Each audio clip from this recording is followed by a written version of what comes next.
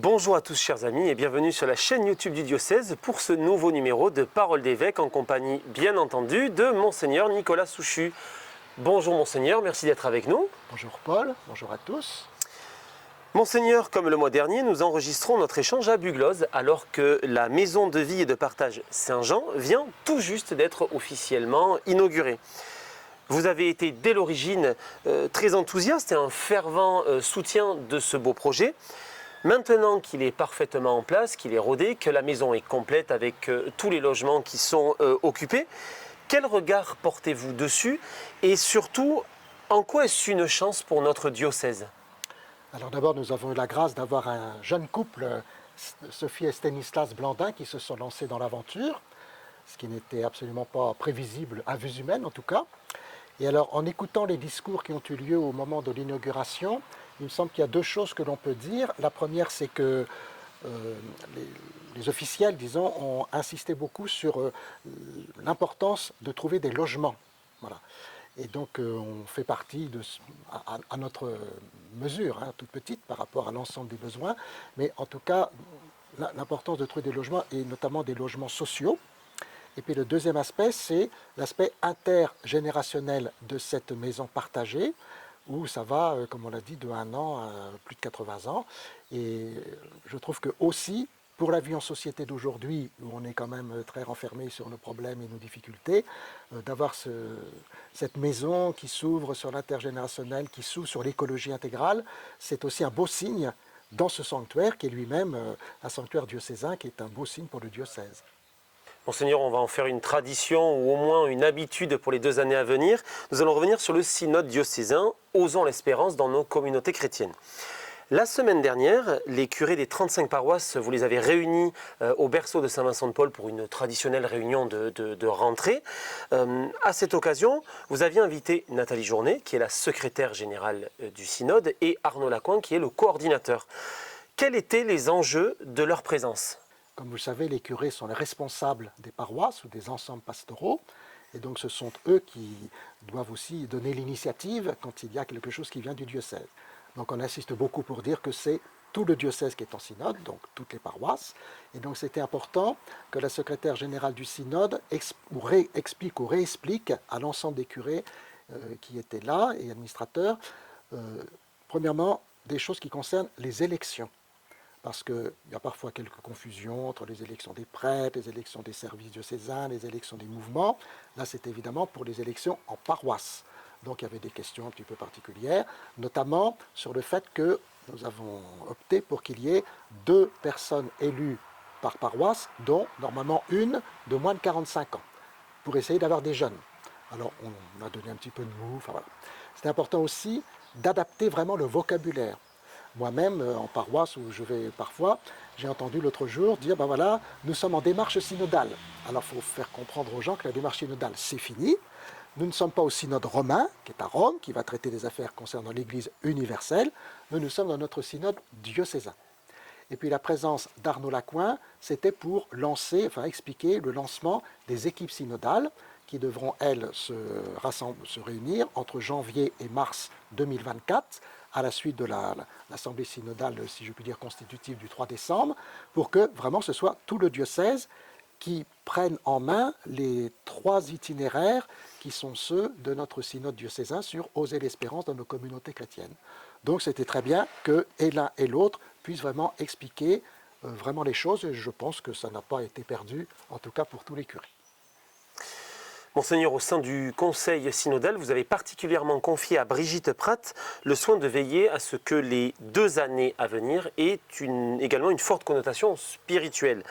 L'équipe qui l'accompagne a imaginé une publication, chaque fin de mois, un petit feuillet qui est intitulé « Le lien spirituel ».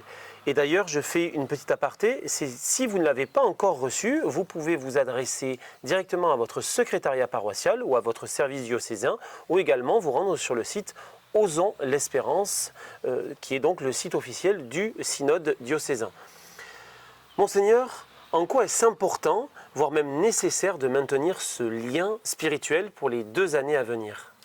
D'abord, comme je l'ai dit, c'est tout le diocèse qui est en synode, et une manière d'être tous ensemble en synode, c'est de prier l'Esprit Saint pour qu'ils puissent guider ceux et celles qui auront à terme à voter les orientations qui devraient être promulguées par l'évêque.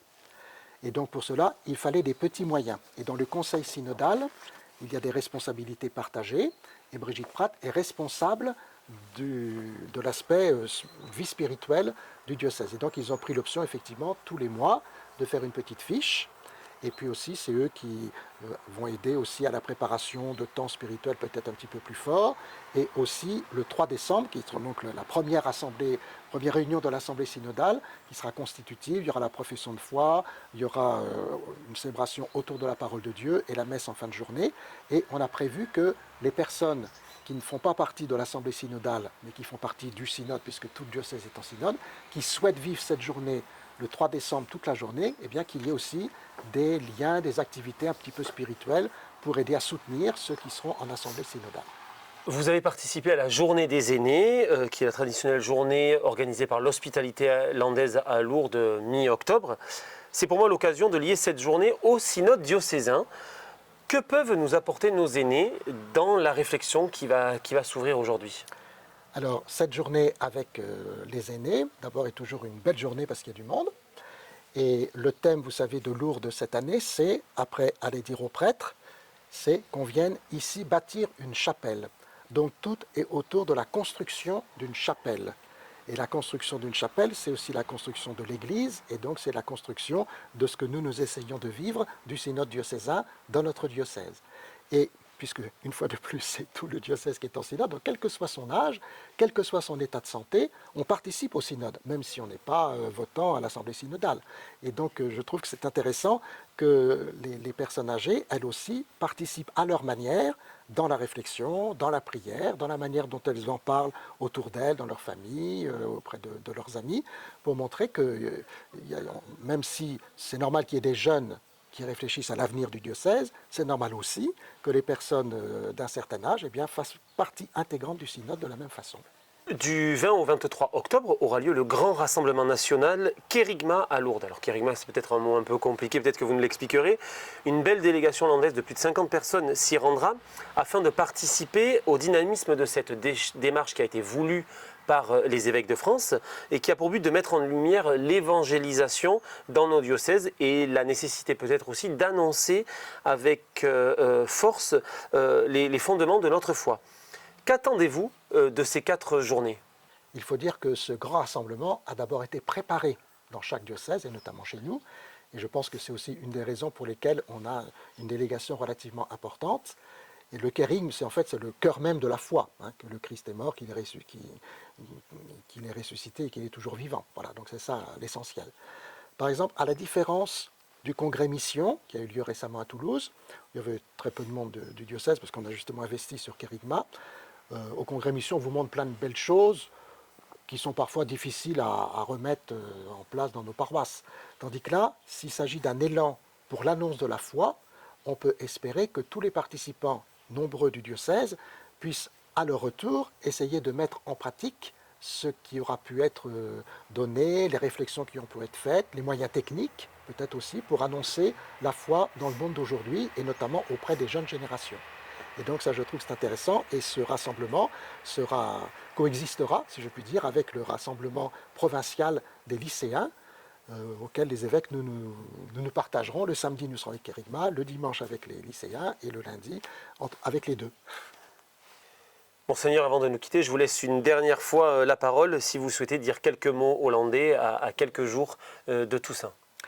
Alors, à quelques jours de la Toussaint, vous savez, la Toussaint, on pense beaucoup à nos morts. Eh bien, je pense qu'il faut aussi penser à la vie.